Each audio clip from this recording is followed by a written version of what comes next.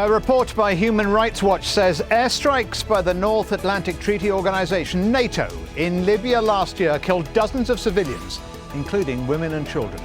The report accuses NATO of failing to acknowledge those deaths and says the military alliance hasn't investigated them. Can NATO be sued and held accountable for killing civilians? Is there an international mechanism to help the victims of war? This is Inside Story.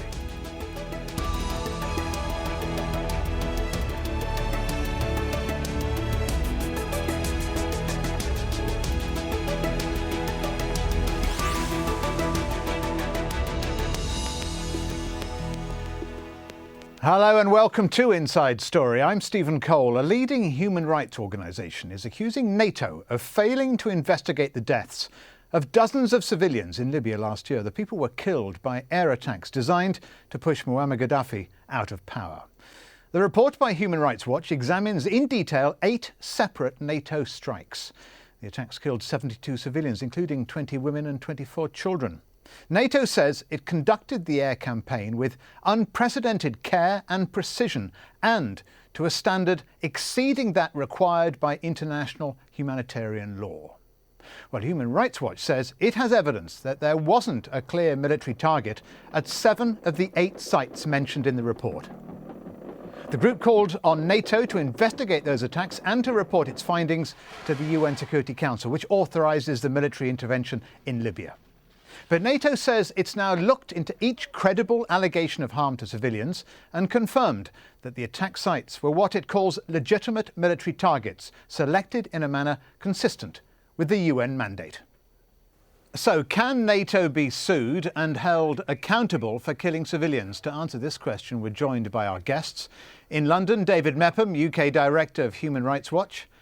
In Amsterdam, Olivier Ribbelink, Senior Researcher at the TMC Assa Institute, the Centre for International and European Law. And in Geneva, Alexandre Vautravers, Professor of International Relations at Webster University and Editor of the Swiss Military Review. Welcome to all three of you. But first to David Mepham in London. David, NATO has told us the targets in Libya were all legitimate and were selected in a manner that it says was consistent with the UN mandate. So NATO's saying the targets were lawful. Well, the report that Human Rights Watch has just produced, which is on this very issue, raises big concerns and big questions about that, which we feel that NATO has yet to answer satisfactorily. What we did was we had people on the ground in Libya, unlike NATO. We went to all of the sites, the 8 sites in which civilians died as a result of NATO military action. We investigated the scene, we talked to people that were there at the time, we looked at the damage that was done, we looked at photographic evidence, we looked at satellite imagery subsequently. And the conclusion that we reach is that of 7 of the 8 sites that were hit, there does not appear to have been military activity at the time that the strikes took place, which raises big questions as to whether or not these were legitimate military targets. At the very least, we would say there's an obligation on NATO to come clean, to be public, to be transparent about the rationale for these particular attacks, which, as I say, do not appear to have been related to military activity at the time that they took place. Olivier, NATO says the campaign was conducted with what it calls unprecedented care and precision and to a standard exceeding that required by humanitarian law. That's the quote. What is the standard? Well, the standard has already been hinted at by the previous speaker. Before attacking a military target, the attacker must be convinced and absolutely certain that it is an actual legitimate military target and not a civilian target, or that no civilians are in the area. In that situation, a strike, an attack must be cancelled or must be aborted if it's already on its way. NATO claims indeed that they have checked and been unprecedentedly careful. In fact, Human Rights Watch in its report also admits that this has been an exceptional campaign in the sense that so many attacks have been conducted and with relatively few, very little civilian casualties. But that indeed does not take away the necessity to investigate those cases where things apparently have been misjudged or could have been misjudged, as these 8 cases may suggest the cases that Human Rights Watch brings forward in its report. Alexandra, NATO says it flew a total of 26,000 sorties in Libya, including 9,500, NATO says 9,700 strike missions, destroying almost 6,000 targets. Given that high number of missions, are accidental deaths of civilians likely, especially, of course, when Gaddafi started to use human shields? Well, first of all, if we're talking about over 7,600 projectiles, there's bound to be a certain number that will either malfunction or fall afar from the target. And I think the Human Rights Report actually does point out to one such case of a GPS receiver malfunctioned. Those kinds of things can happen. I would like to say that the report certainly underlines the fact that great restraint has been shown, in particular with compliance with the rules of engagement and international humanitarian law. I'll just quote a couple of ways in which NATO took extra care. One of them is by calibrating its weapons, and over 82% of the weapons that were used were relatively small caliber munitions, and occasionally only larger weapons were used, therefore reducing the amount of collateral damage. The very vast majority of weapons were guided with a very good precision. This indeed, I think, is the reference to international humanitarian law. Rare are the operations in which such high percentages of weapons are actually precision-guided munition, and of course this has a cost to the participating countries. I'll just give you one last example. France, in particular, even used concrete bombs that are basically practice weapons that are non-explosive in order to take out a certain number of positions and armored vehicles in Libya, thereby even further reducing the amount of collateral damage. So I think that a lot of effort has gone into reducing this amount of collateral damage. NATO's action in Libya is the latest in a series of accusations of bombing inaccuracies which have raised some doubts about its operations. Last week, 20 civilians in Afghanistan, including a mother and her 5 children, were killed in 2 separate NATO airstrikes in southern Helmand and northwestern Baghdad provinces. In 1999, Human Rights Watch accused NATO of killing hundreds of civilians in 90 separate airstrikes in Kosovo during its 78-day campaign against Serbia. And the alleged mistakes were not limited to civilians. Last November, a NATO airstrike killed 24 Pakistani soldiers near the Afghan border. The attack created a lot of tension between NATO and Pakistan's government.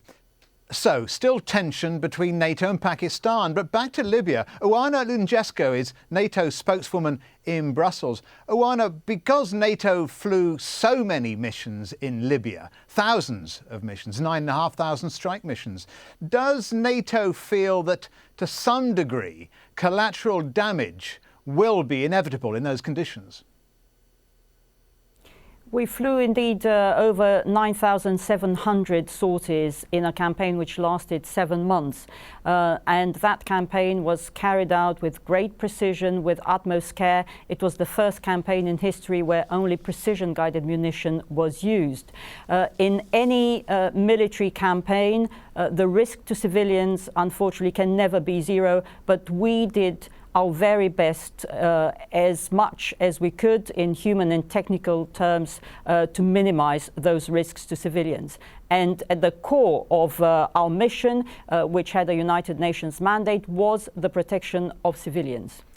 In Afghanistan, NATO has apologized for the bombing of civilians. Is that apology a likely prelude to compensation for the victims' families? The situation in Afghanistan and the situation in Libya and our operations are very different. In Afghanistan, we've got around 130,000 international troops on the ground and have done so for many years. In Libya, of course, our mandate was very clear that we would have no presence on the ground, and we had no presence on the ground either during the operation, which was completed on the 31st of October last year, nor indeed after it. What we have said very clearly is that we have reviewed all the information that we have as NATO.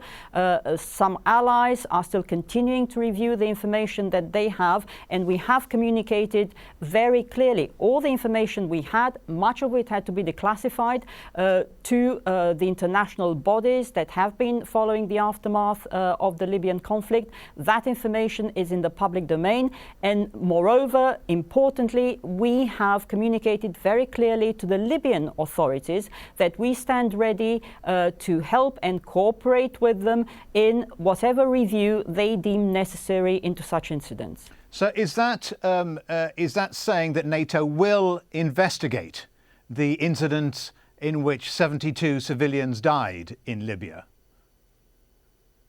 NATO has already reviewed all the information that we have during our campaign, and we have also declassified a lot of that information. That information is on the internet. Anybody can consult it, so you can see the amount of care that was taken throughout the operation to minimize any harm to civilians. This was an operation in which 2/3 of the possible targets were taken off the list because there was a possibility of harming civilians. Also, hundreds of strikes were aborted at the very last minute, either because there was perhaps a car going down a road or a football match going somewhere happening in the vicinity. So it was an operation where unprecedented care and precision was taken. Our mandate was to protect civilians, and that's exactly what we did. And that was also what the Libyan authorities told us at the end of the campaign. The chairman of the National Transitional Council told the Secretary General, you took very great care to protect civilians, and we can testify to that care. Whose responsibility is it, Oana? Is it NATO's responsibility to try and find some compensation for the families of the people who are killed?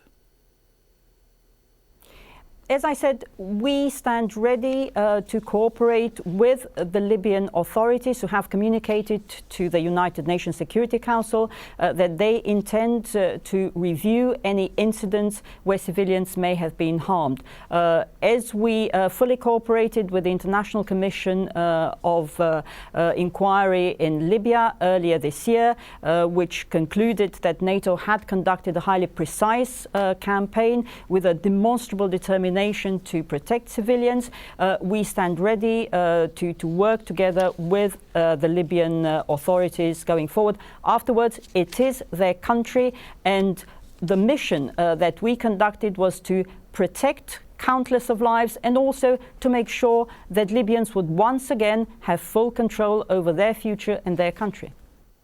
Oana, many thanks to you for joining us from Brussels. I'm most grateful to you. You're welcome.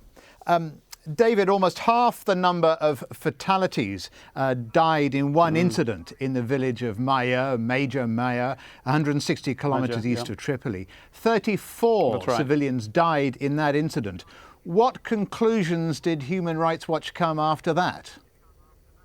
Well, the Major case that you've just referred to is a very concerning one. As you say, nearly half of the fatalities that we document occurred in this village. And what happened was there was a series of strikes by NATO on a number of residential compounds in that village. So they didn't just hit once, they hit on a series of strikes. The first strike led to fatalities. There was then 4 people that were killed on the second strike. And the very worrying thing is that then there was a third strike in which a further 18 people were killed. It seems to me very improbable that someone responsible for making that strike wouldn't have had the technology to see that very large numbers of civilians were on the ground and moving around at the scene of the target. So I think there are big questions for NATO to answer about what happened in Major, as a strike which, as you say, a series of strikes that led to 34 deaths, including the deaths of 5 children.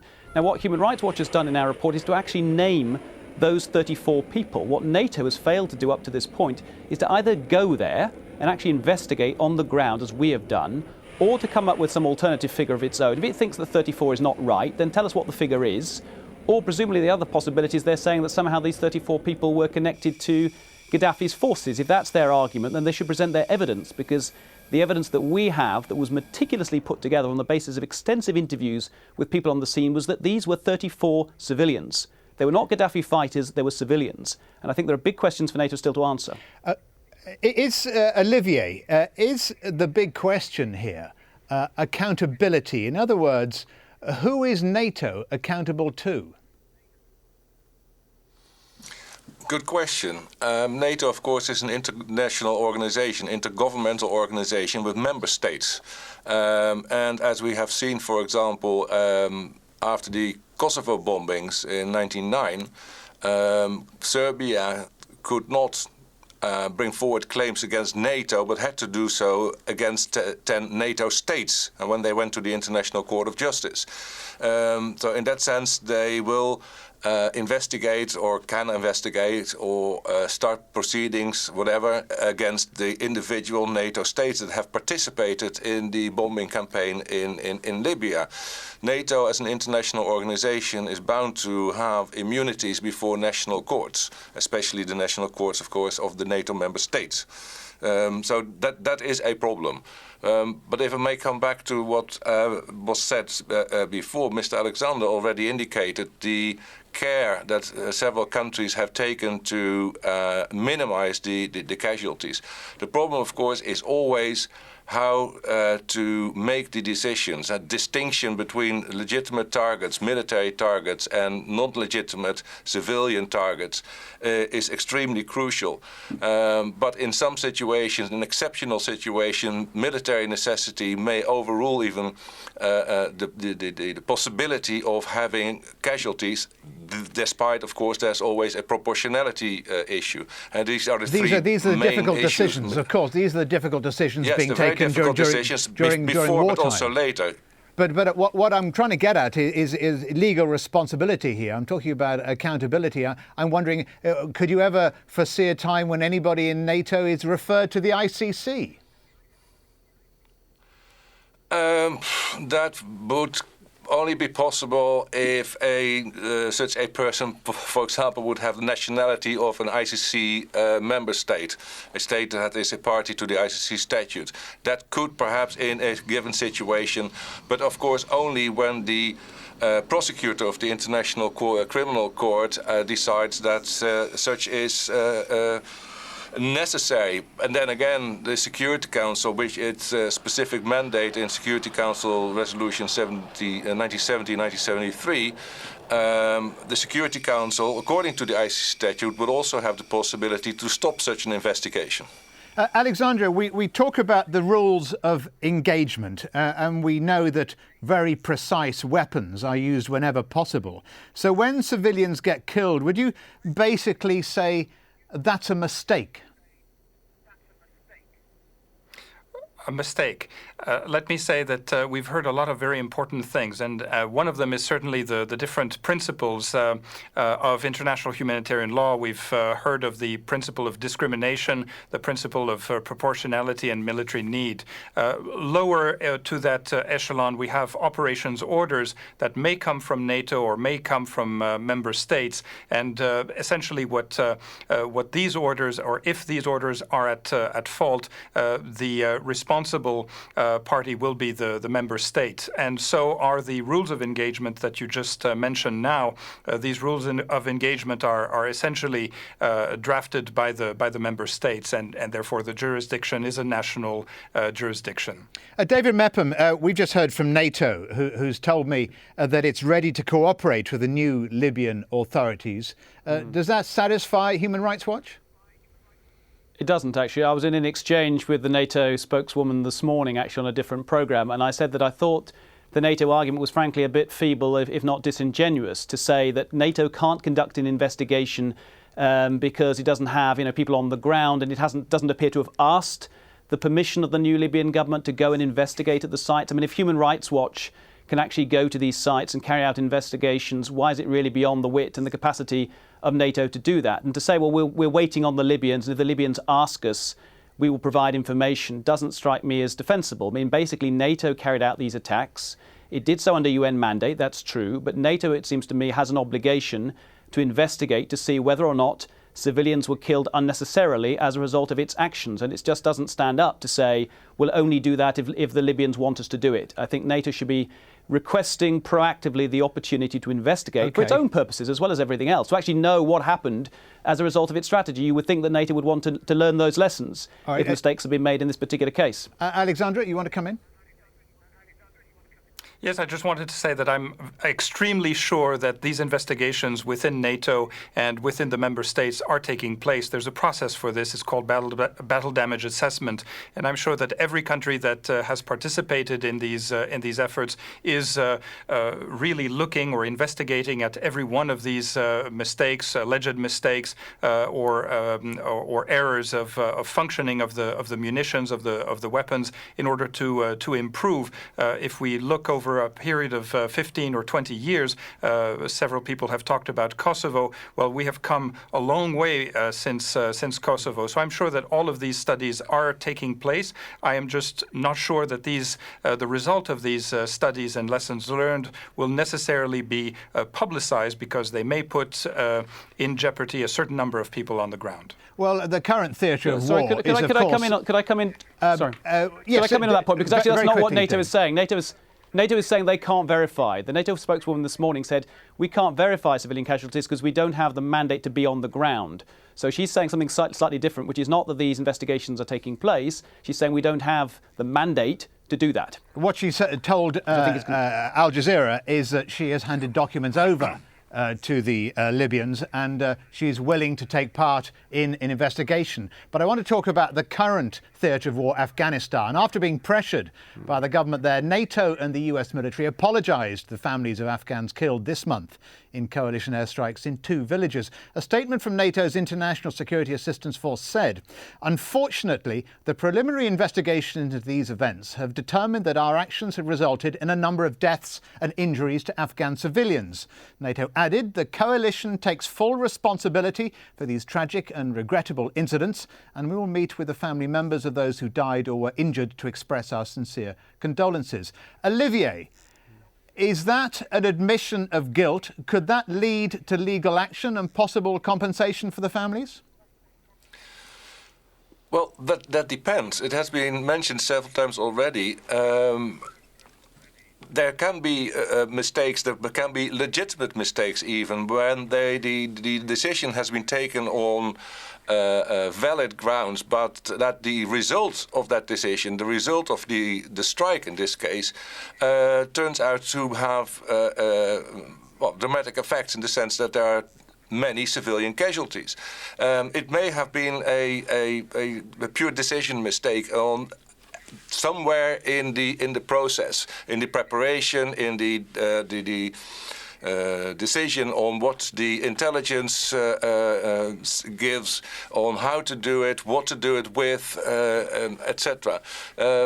But in this case, yes, if it is a mistake and they do apologize, I think that is quite correct to do so. And that would also be, let's say, a reparation, which would also be in place. This is the key question. And David, very, very briefly indeed, should there be a mechanism that NATO should be able to use to compensate the victims of, or the families of victims? Yes. I believe there should be. I mean, the precise format for that needs to be worked through. But it's interesting in the case of Afghanistan that compensation is being paid to many families. Actually, again, the NATO spokeswoman this morning said that wasn't necessarily what they were going to do in relation to Libya. I see no reason why not. Basically, compensation should be paid to the families of the victims. And Alexander, is that possible, do you think?